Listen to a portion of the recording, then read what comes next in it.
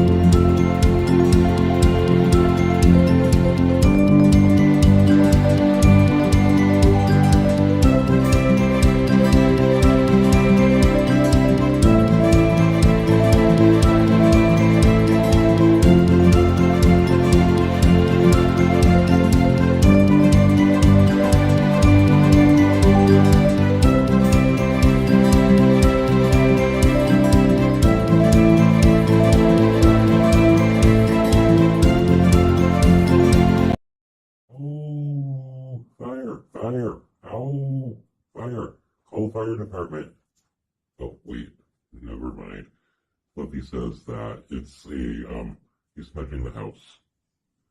Yep, smudging the house. He's been stressing how important it is to indulge in psychic hygiene.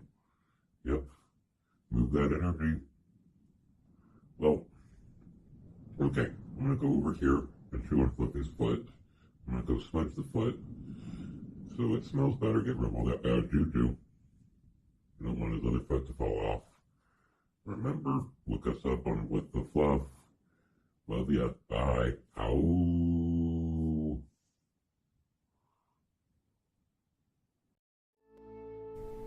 Aromagees Botanica, a metaphysical store for mind, body, and spirit.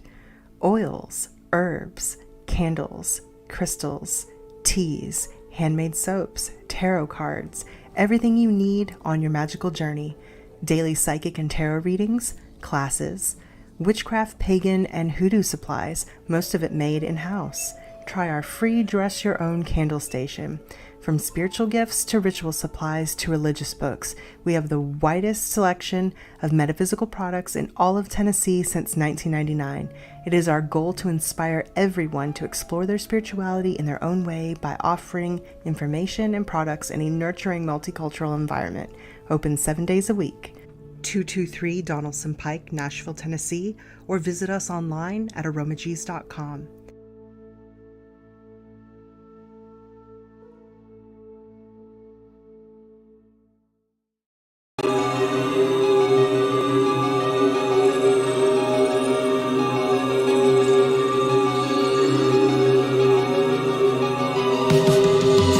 Here we go. Back into the Zoom room now. Got it. All right, wonderful. Hello, everyone. This is Maria Shell, and welcome to Witchy Wednesdays at 1. Yay! Thank you for joining me. Today is the 3rd of May, and with me today, I have the pleasure of interviewing James Merrit, the Dragon Witch. Hello, James. Thank you and welcome for being on my podcast. How are you today? I'm doing very well, thank you. Wonderful, wonderful. I know we've been working for a while to find a time when our schedules could coincide to bring you here. So I'm so glad that it worked out just after Beltane. We got some huge astrological occurrences coming up here on Cinco de Mayo. So the stars are speaking to us right now. And so you have a great background behind you there, coming up into eclipse season. Yeah, all kinds of opportunity for explosion, both positive and a little bit of negative if we're not very careful about our intentions right now. So anyway, I digress.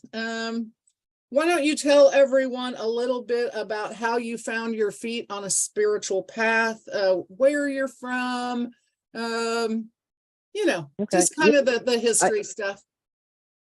So was born to a conservative Protestant pastor. So I'm a pastor's kid. Was brought up in a very conservative home. Care Bears were in Smurfs were evil. None of that, anything with magic was just not allowed.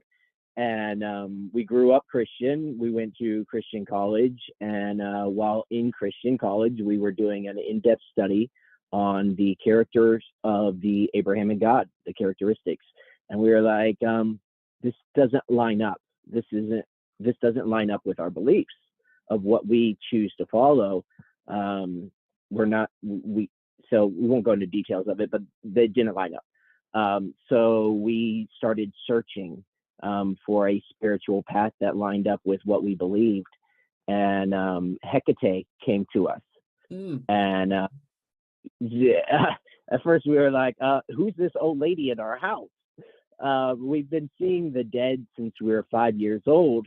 So we just assumed that's who this was. All our mother's side of the family and our father's side of the family, the women are very intuitive. They claim Christianity, but they come from a long line of Germanic and French witches. Okay. That's kind of our upbringing. Well, and I found it to be the case that a lot of people who are raised in a very strict Christian household have witchcraft and or shamanism or some form of tribal or ancient spirituality in their lineage.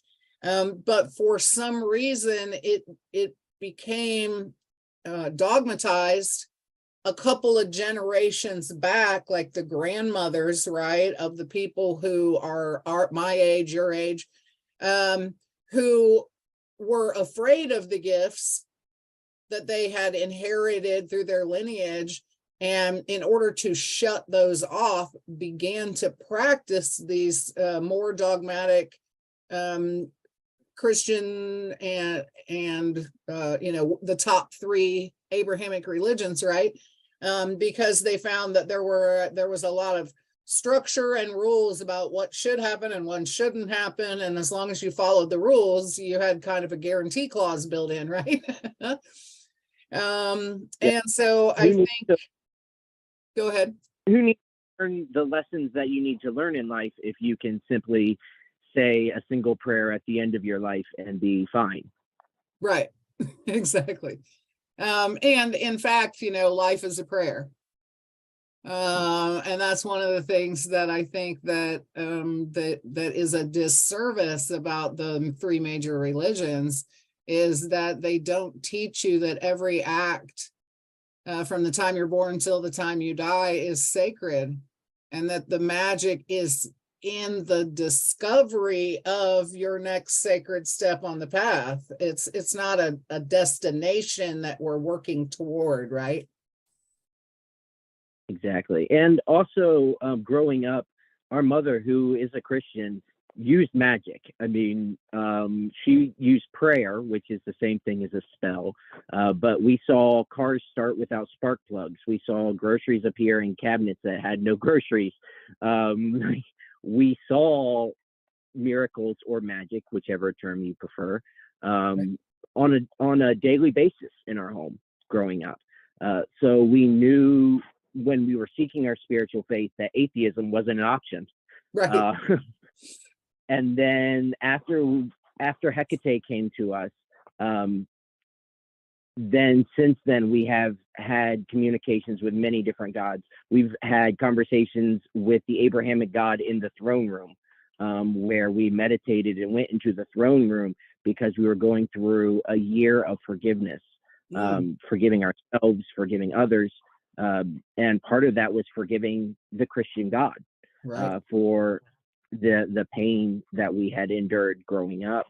And he was like, "It's not my fault. I didn't do it." Yeah, exactly. I didn't tell them to do that shit. And I was like, "I forgive you." And he's like, "Well, that's a little backwards. Usually people asking me for forgiveness." Yeah, exactly. So I was like, "Well, I'm not following your path, but I want to let you know we're still good." That's awesome. Yeah, I think a lot of crazy making shit happens in the name of God, right? So one of the biggest awakenings that we can have, I think, on this path is that he is just as the devil is falsely accused in many circumstances for crimes that humanity refuses to own for themselves, right? So yeah, forming a relationship with Source, Mother, Father, God, brings you to an understanding that many of the deeds who were assigned to Source Creator had absolutely no, were not sent to those people by Source to be perpetuated upon friends, family, society, right? It was in their inability to really connect with their own divine source within that caused them to act in these ways, right? Well, okay, before we get any, go ahead. I was just going to go back through. So I've been a part of a couple different covens over the year. In several, so we travel around, have moved 30 times in 34 years. So Maryland, California, West Virginia, Georgia, Scotland. I mean, we've moved around a lot, right. And been a part of a couple different covens. But currently, we were mostly a solo practitioner up until 3 Sundays ago. We were supporting a friend of ours by hearing him speak at his church. He's a pastor. And so we went to support him, and we were told a message during the service, a spiritual message that we were to teach. And so we started a class, a local class for people who are interested in becoming witches. And it's booked out now through August. It's amazing. Yay. And our first Friday. Oh, wonderful. Wonderful. Okay, well, we'll get to that in a little bit because I'm sure people are going to want more information about how they might be able to work with you in the future. And that's certainly exciting news. Contrary to prior belief, the building does not immediately burst into flames when we walk past the threshold. We can go play nice with the Christians and nothing untoward will happen. So was there one particular aha moment on your path that really solidified this as being your truth for you? Oh, wow. One moment? No, well, there have been so many moments. I mean, we've had experience when we were homeless in West Virginia, and we were sleeping outside behind a doctor's office, and deer came up and woke us up by licking our hands. Wow. You know, we've had moments with nature. We were sent on a journey by a witch from our coven in the past, who was a witch friend of ours in Virginia, who told us we need to go to Joshua Tree, California. Oh, okay. And that there were guides that had messages for us there. So we flew to California by ourselves, knew no one except for one friend far up north. And we went to Joshua Tree and stayed there for a week and fasted and connected with the energies. And it had just rained, so all the flowers were in bloom, all the frogs were going. And then we have these moments of, we do readings. We tell people, we say, listen, we'll guarantee you a reading, but whether that reading is going to be an aura reading, a tarot reading, a which aura readings I usually do for healing, because Right. I can feel where the holes are. They're usually hot, and you can see we see little black circles Yeah. in their aura where they're leaking. So that's usually more for spiritual or physical healing. And we tell people, listen, with a reading, it's like a dance. We can promise you a dance. We can't promise you if it's going to be the Macarena, the Cha-Cha slide, or the Vietnamese waltz, but we can promise you a reading. Right. And it's when you're able to give those messages, and then people come back and they're like, my life has changed. Yeah. Or even just a confirmation of what you just said. And a lot of times we'll say the message and have no idea. It means nothing to us. Yes. But then the person who it's for, it connects with, and it's a beautiful thing to see. And we've had quite a few of those moments as well. Yeah, I also work with divination, and there are definitely times people say, I don't know why I'm crying, and I'll be like, well, if someone's not crying one night about 3/4 of the way in, then I'm not doing my job correctly, right? Because I need to be tapping into some place inside of you that needs to be brought out into the light. Some message or sign or symbol that you have perhaps been ignoring, or some situation that needs your attention in order to find a resolution. And those things usually touch the emotion in a pretty deep and visceral way. So yeah, it's not the goal when I sit down to read somebody, certainly. But I definitely know, even if I have no clue what I'm saying, right, that source is speaking in and through me by the reaction of the querent in any given situation. Sometimes we speak through source, and then sometimes we speak through ancestors or the dead, because we talk to the dead a lot.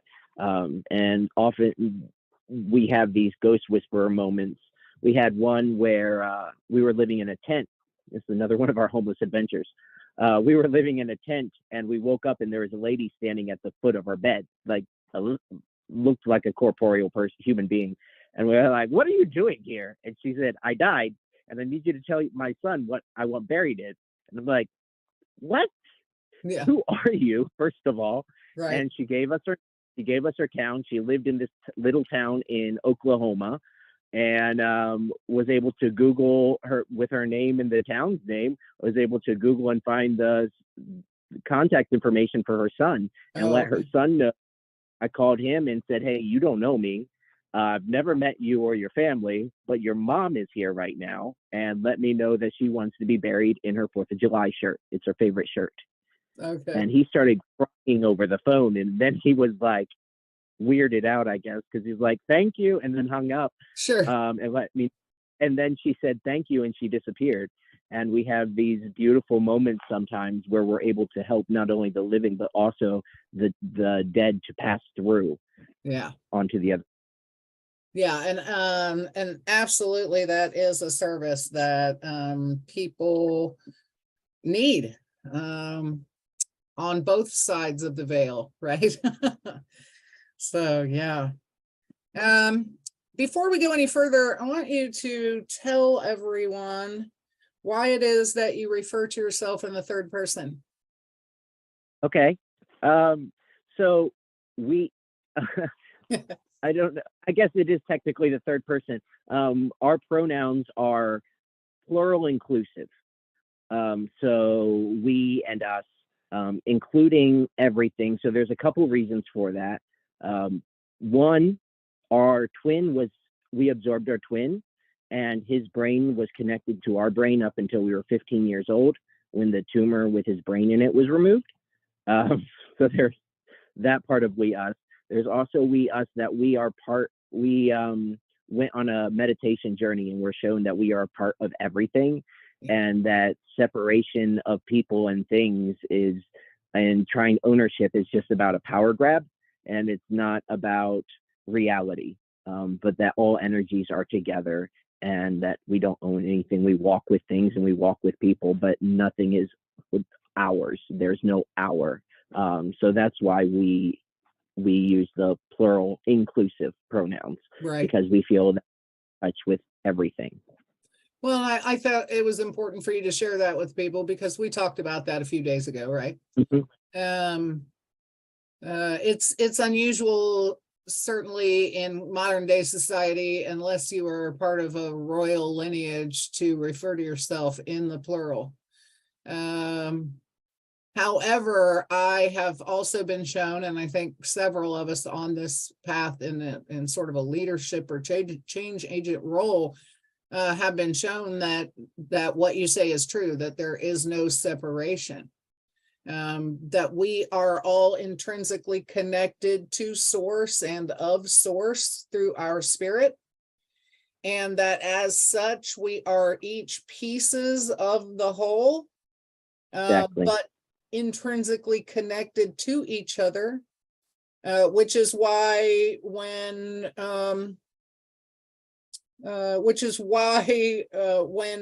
things happen on this side or in the microsphere of human existence, right, they are reflected in the macrocosm of the collective.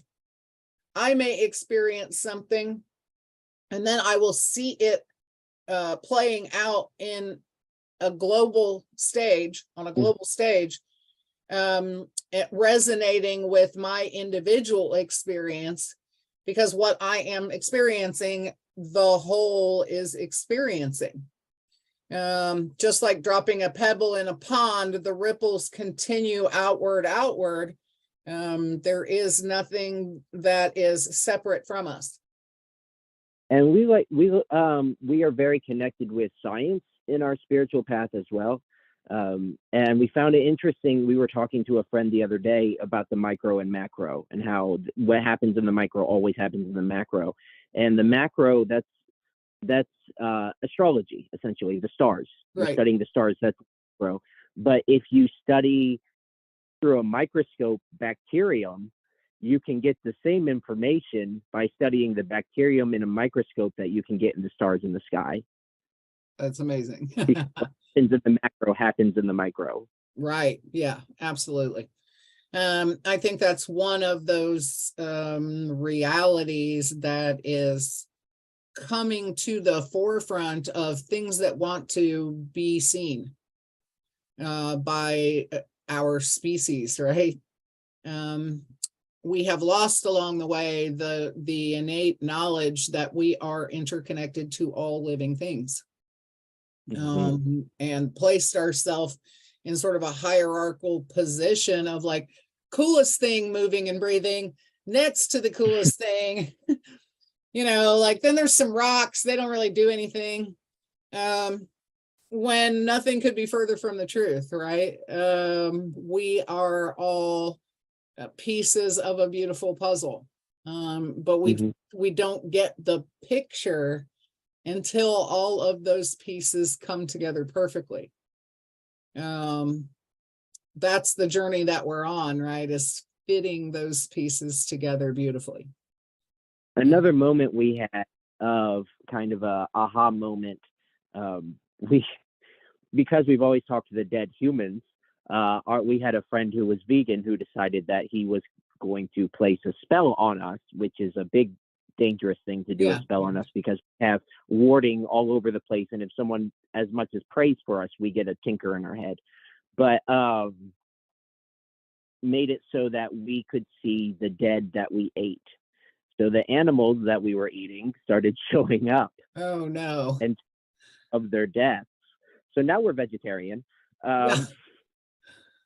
Yeah, that seems like the kind of thing that you could probably do something about if it was your desire, but that came to us and we were told we could get rid of this, and that we could keep it or get rid of it. And we realized it doesn't hurt anyone or anything for us to be vegetarian.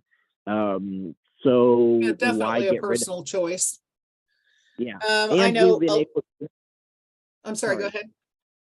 We've been able to, our mother is a carnivore and is constantly eating meat.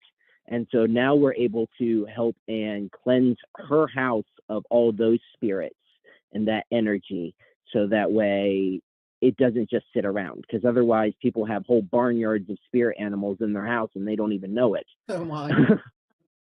I think some of that too can be dispelled immediately when you sit down with your meal. If you give thanks and gratitude to the spirit of the animal that sacrificed its life so that you may be nourished, right?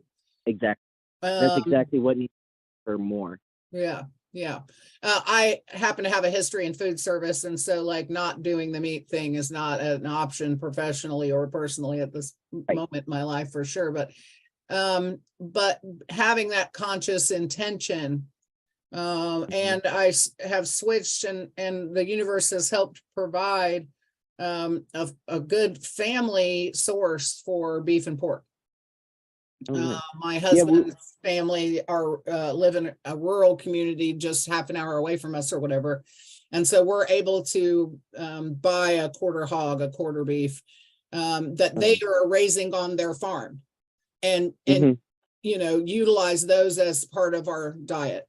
And that takes us out of sort of the big box loop of like huge animal production and genetic modification and steroid injections and all of the things that go on in the meat packing industry, right? That you don't really think about when you purchase meat in the grocery store. So yeah, that was kind of a prayer of mine that maybe I didn't even know I was issuing, was allow me to be in right relationship with continuing to have a relationship with meat, right?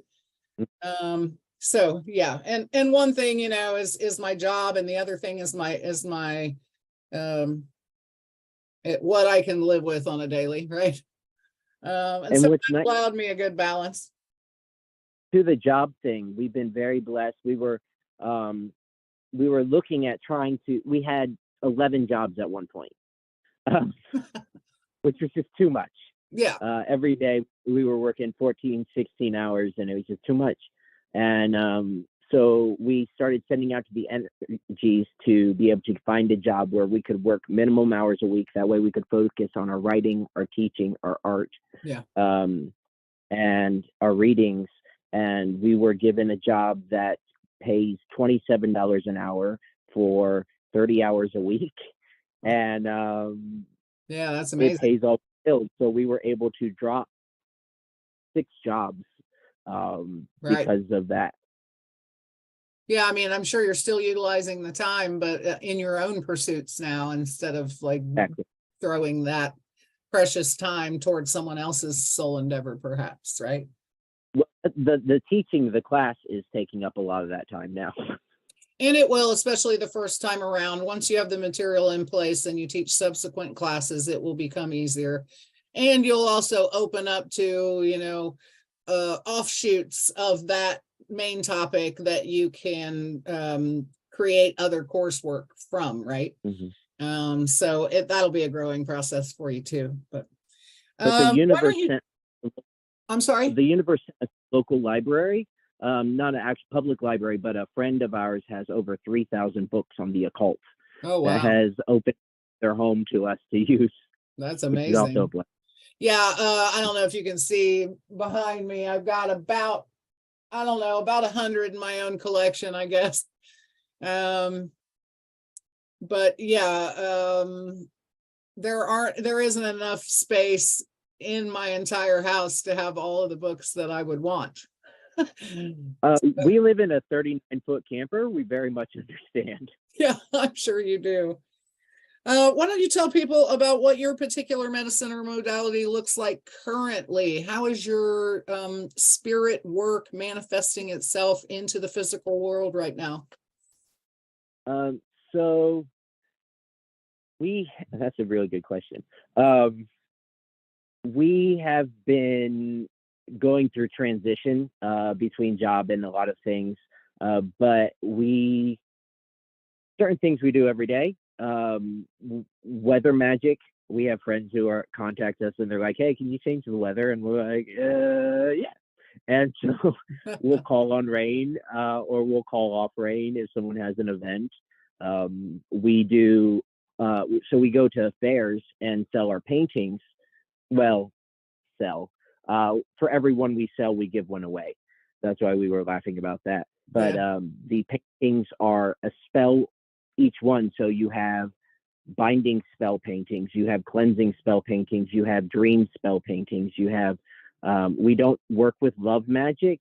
When we were young and dumb and didn't know what we were doing, we did a love spell that really backfired. Yeah, it's definitely one of the dicier forms of magic to work with. Your intention has to be extremely strong to not get whiplash on one of those. Yeah. And also, we don't do that because depending on how you do it, you're enslaving someone else's will to your own. Yes. And when we were when we left Christianity, we were like, okay, we have to find our own core values. What are our core values that we believe, not because someone else says to, but because we believe them as truth? And the main one that we follow is body autonomy. A person's body is theirs to do with as they like, and no one should tell them what to do with it unless they're harming someone else. Yes. Amen to that. Can we make a poster and spread the word? Well, we do. We have body autonomy rallies. Oh, okay, here. wonderful. Yeah. We do political protests, local political protests. We started the movement LGBT group in our county many years ago. Wonderful. So we work with that as well. But I got us off topic. Tell us more about your paintings. Oh yeah, the paintings. So the painting started with our brother teaches art. He teaches paintings to. He's a veteran and he teaches art to veterans with PTSD for treatment. And so we're like, well, it helps with mental health issues. So we started painting for our mental health to process emotions, and we would process emotions onto the painting, which are abstract pieces, but we would process it that way. And then we realized how much energy we were pouring into the paintings. Right. We're like, well, if we're pouring this much energy into it, if we can add sage or we can add, ingredients that help to lock those energies into that painting, then when someone takes that home, then they can use that painting and not have to and hang it up and use it for whatever practice that they choose, but the battery's charged. Right, absolutely. And you were telling me you mix not only ground sage, but also ash from various medicinal plants, magical and medicinal plants into the paints themselves. Yes, and also holy days. So ash from the Samhain bonfire, ash from, we have a fire every full moon, so we use that ash. We use cannabis in some of our paintings as well. Sometimes the ash, and sometimes on one piece we actually we just crushed it up and sprinkled the cannabis right on top of the paint. Right. That's beautiful. I don't know if you know, but I'm a cannabis witch, so so I love that. I love that. And so that just kind of progressed through doing more and more paintings and doing festivals and doing readings at the festivals while selling paintings. And we have learned so much. We keep our besom, and for those who don't know what a besom is, it's a witch's broom, right. Of the tent entrance. So anyone who wants to come into our tent has to walk under our besom, which protects. And so we've had people walk right up to the tent and turn around and walk away, right. Not because they weren't in our stuff, but because their energies were not aligned to where they needed to be. Yeah. And so it helps protect us and get people that need the work. Sorry about that. I actually had my retail space located in a flea market for a while.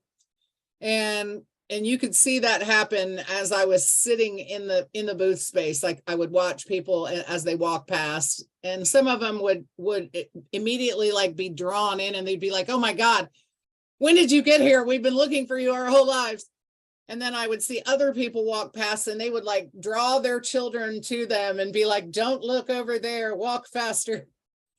And there was nothing different about the space, about me, about what I did necessarily, except that I did have pretty good protections in place to ensure against theft and other forms of mischief when I wasn't on site, right? Well, we use chicken. We make blessed mummified chicken feet. Okay. And which is like a 6-month process. Right. We start with put them in salt with frankincense and myrrh and honey, and mummify them for 6 months, and then dehydrate them. And they work really well as theft. No one has ever stolen from us, and we'd kind of be scared for them if they tried, right? Because you're talking to Baba Yaga's witch, so I know exactly what you're saying. I actually a couple of years ago at Starwood, a young man approached me. I had my booth space up, and I'm going this year as a presenter, so I'm not going to be selling physical items, but I was at that particular festival, and he came up and wanted to know if I would accept barter. And I said, sure, it kind of depends on what you have to trade.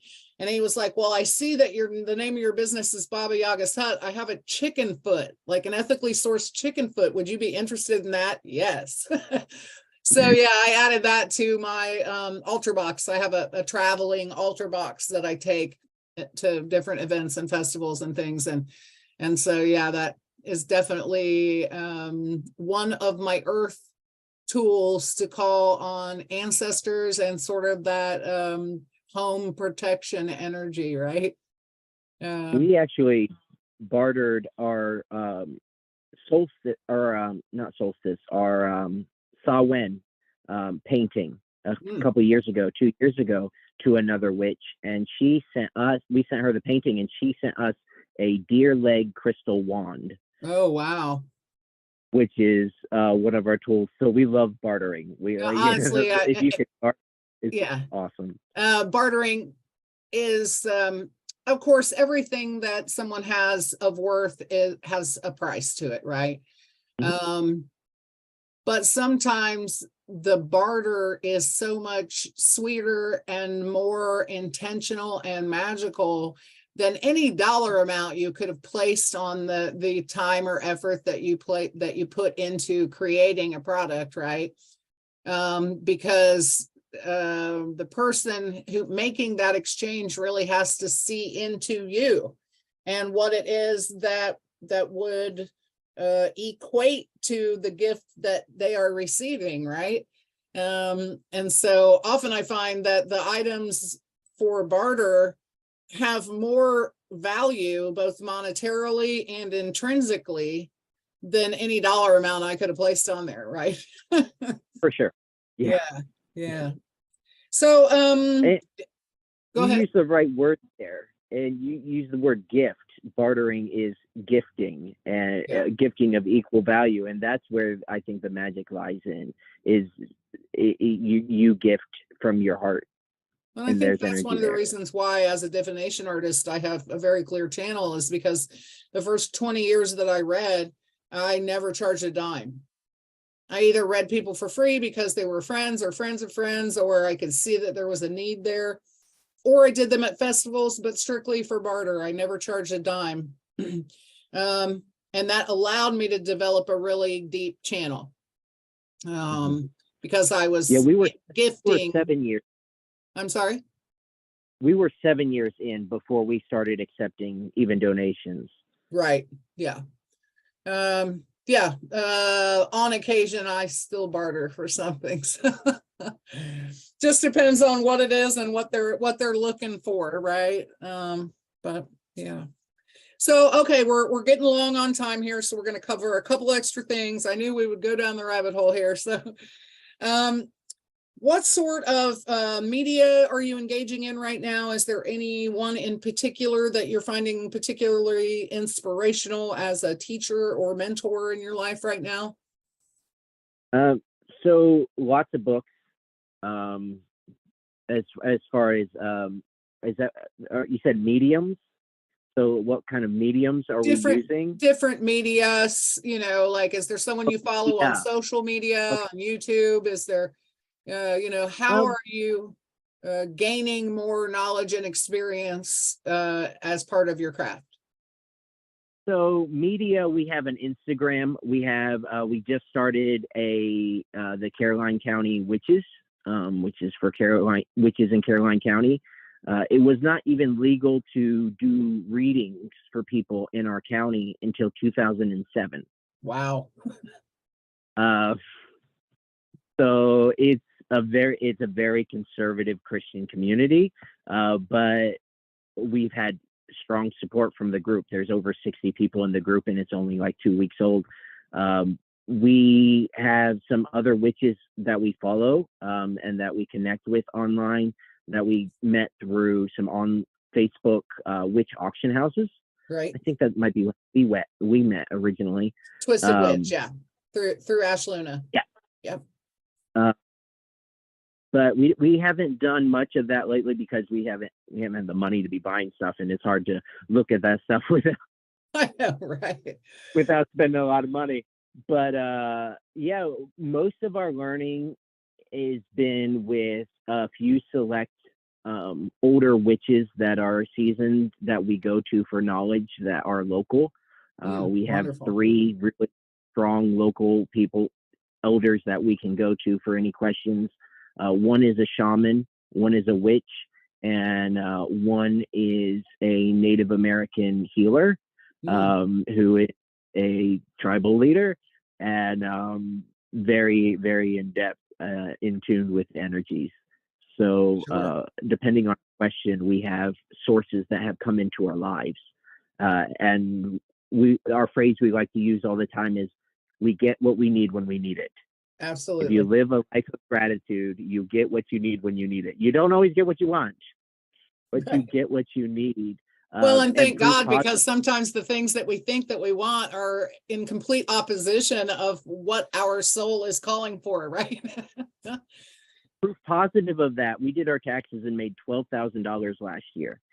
Included in that was our rent, paying off our house, which is completely paid off, a $9,000 truck, which is completely paid off, and was able to go on 7 different trips last year. That's amazing. So yeah, it's because things just fall into place when we are on the path we're supposed to be on. For some reason, it just, things line up. And when they're not lining up, we know we need to take a second, ground, and get back where we need to be. Yeah, absolutely. I think in a lot of cases, we keep searching for the missing piece to the puzzle when really the missing piece is us. You know, you're the second person to tell me that today.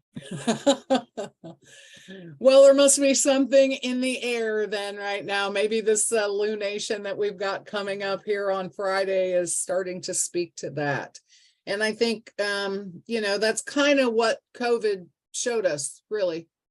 In a lot of ways. It's like, okay, what are we doing with all of this time that we had before we sat in our house and did nothing? And how was that fulfilling our purpose and bringing us joy, which is our purpose, right? Is to be in this incarnated form in the joy of discovery on a daily basis, right?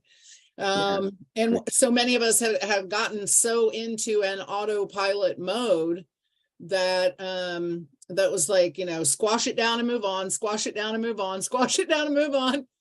That the shutdown really gave us each an opportunity to kind of take a look at what parts of ourselves we wanted to bring forward out of that and what parts of ourselves we could discard.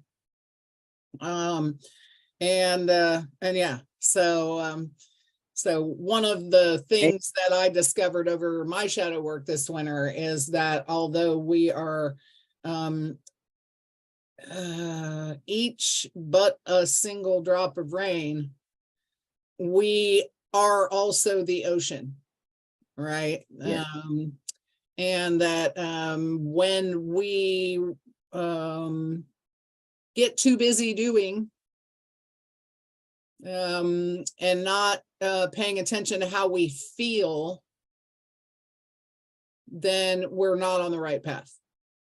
Unless Something- how we feel is filled with joy, in which case keep going, run.